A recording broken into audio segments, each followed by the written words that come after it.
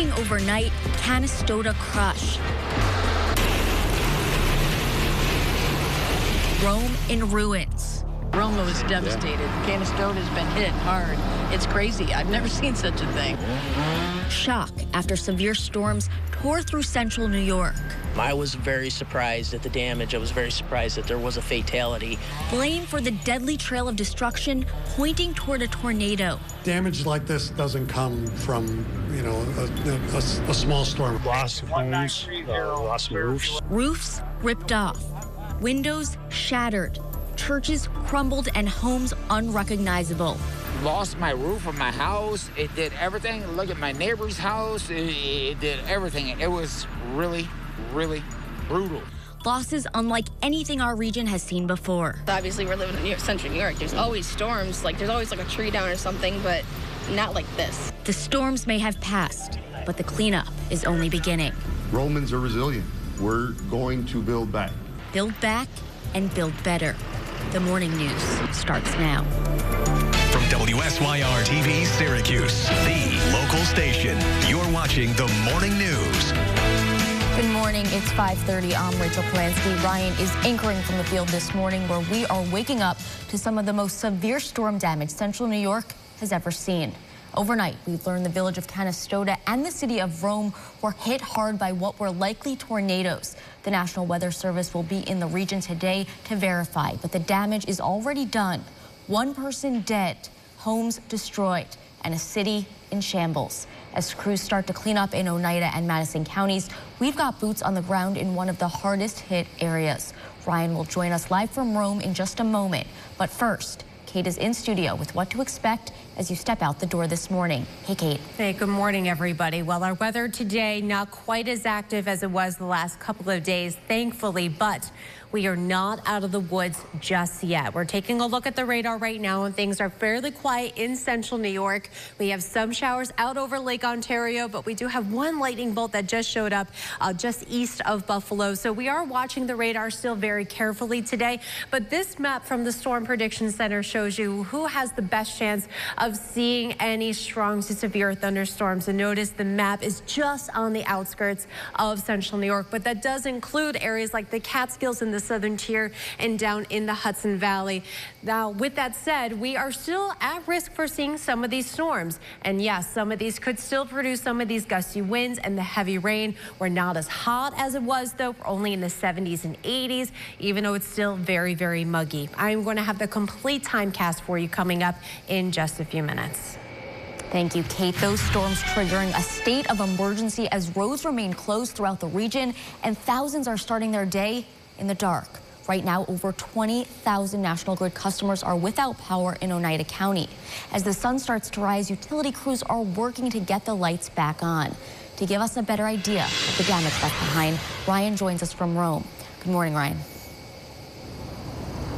Hey, good morning to you, Rachel. It was eerie coming in here this morning into the city of Rome, how dark it was. Obviously, now we're seeing daylight, and here is just some of the damage behind me on West Dominic Street. This is that very iconic building with the Paul Revere mural. It is part of the building collapsed, coming down. The bricks actually coming down onto cars. Check this out. You can see the back window of this car smashed. There are two cars over there that are under rubble this morning. To give you a better idea of what this city went through, let's go to our Andrew Donovan.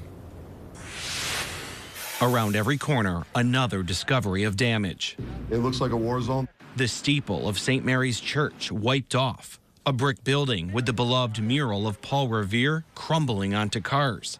Jamie Wood was driving home. Lightning and everything, a lot of wind, and then debris was just hitting everywhere. I heard something bang in my car. I put it in park and got under the dash. Riding the storm out in his driver's seat. 2 minutes, he says, felt so much longer. After, his car looked like it was in a crash. The damage is from wooden beams and sheets of metal blown into it. I thought it was the end. To give you a sense of how strong the winds were, take a look at this piece of metal from either trim or a roof. It was flying through the air like a spear, stabbing this tree right through the bark, right into the meat of the tree, and it's in there so good, I can't pull it out. This thing flew right by me, just missed my head, and it come and stabbed the tree, and that would kill. any person or an animal if it ever hit them. Griffiths' historic B-52 bomber taking flight from its platform in winds clocked at nearly 80 miles per hour. Confirmation has to come from the National Weather Service, but the Oneida County executive isn't waiting to declare this a tornado. We've never seen anything like this before in our community. The skyline of Rome, New York has now changed, so, but we'll come back, I promise. The Copper City tarnished for now, but it's working to shine again. In Rome, Andrew Donovan, News Channel 9.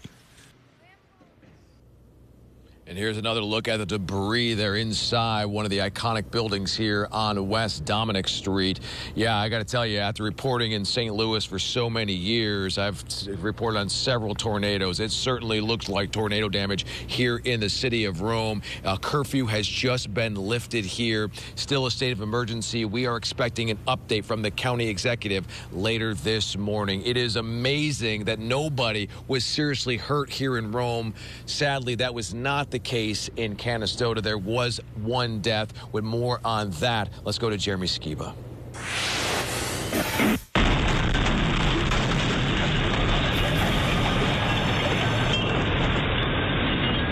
A whirlwind hitting Barlow Street, rearranging this person's deck. And this is the destruction that came not long after. Angela Miller says she couldn't recognize where she lived. It was nuts. It was like driving through like a third world country almost, because you have all these tree lines, you have all the power lines, everything just destroyed. Miller and her husband were out of town when the storm hit. Their children were staying with her mother in Rome. I had 11 children in a basement, scared half out of their minds, but it was a good teaching moment. The teacher in me wants to come out, and so we just kept saying, it's okay, we're safe, we have to be calm. Efforts now underway to clean up. We do have trees down, there's houses missing roofs, one garage fell down, there are trees on cars, but we have shut down all of the power. The village closing off Barlow Street for safety. The fire department, police department, sheriff's department, emergency management, we're all out here just trying to take care of the people that are needing assistance right now. And for some, Tuesday night, a sense of deja vu. This reminds me of Labor Day storm of '98.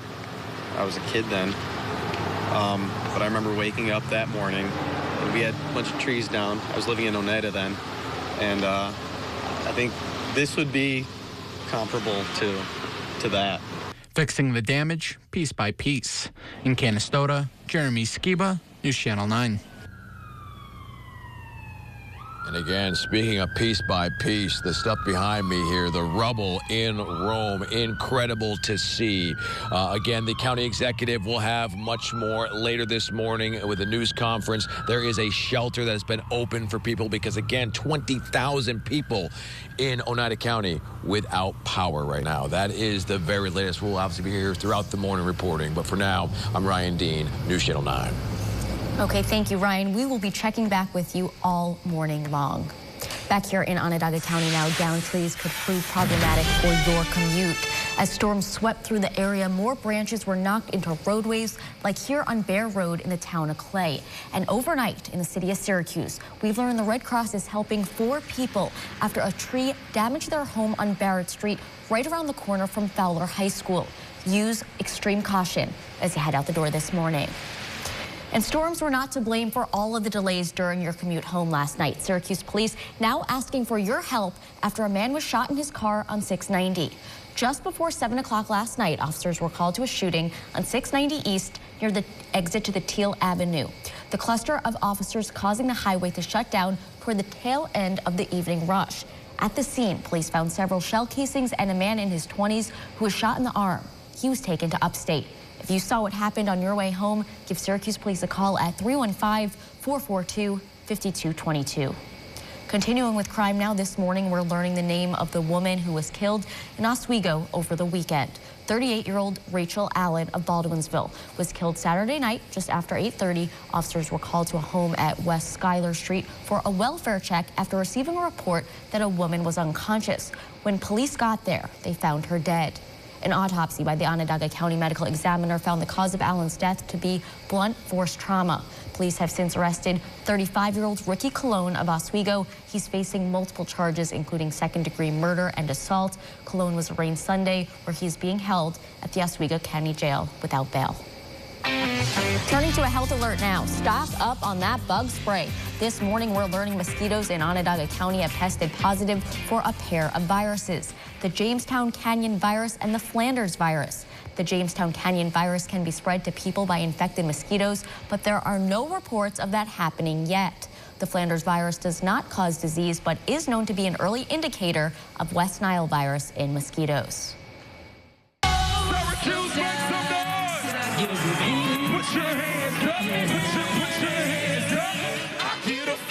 Listen up, all of you wild ones. We have a good feeling about this State Fair act. Florida is performing at Suburban Park. It's going down for real on Thursday, August 29th at 8 o'clock. The last time that Florida was out at the fair was in 2016 when he drew a crowd of about 25,000 people. Okay, time now is 5:41. Still to come on the morning news, making summer travel uber easy. That story coming up in today's Tech Bites. And more news still ahead at 6 o'clock. Former Republican rivals are switching their support. We're taking a closer look at who's now on Team Trump. You're watching The Morning News with Ryan Dean, Rachel Polanski, and Storm Team meteorologist Kate Thornton with Central New York's most accurate forecast. News Channel 9, the local